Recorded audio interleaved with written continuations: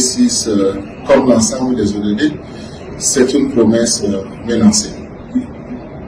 Des progrès fragiles et très lents.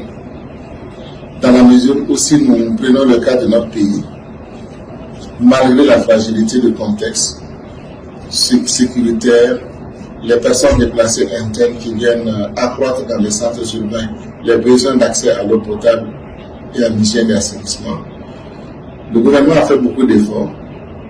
Il y a des progrès en termes d'accès à l'eau potable.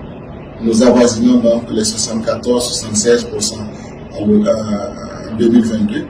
Mais pour ce qui est de l'assainissement, nous en sommes encore très loin, avec seulement 26%, ce qui veut dire que 74% de nos compatriotes défèquent à l'air libre, et cela n'est pas sans conséquence pour la santé. Dans des pays comme ceux en voie de développement, notamment les pays du Sahel, en particulier, de façon générale, les pays africains, ce forum politique de haut niveau est d'une grande attente, en ce sens que les Nations Unies eux-mêmes reconnaissent qu'il ne faut laisser personne de côté.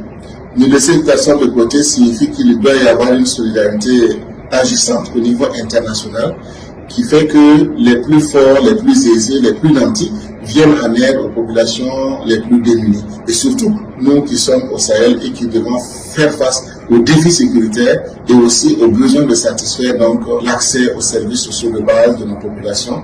Nous attendons donc de ce sommet que cette solidarité internationale qui ne veut laisser personne de côté se manifeste au niveau de nos pays pour que le gouvernement déjà qui fait face à des défis immenses en termes donc de sécurisation du territoire puisse avoir les moyens d'agir et d'accroître donc l'accès aux services sociaux de base tels que l'accès à l'assainissement, l'accès à l'eau potable au niveau de notre pays bien avant 2030.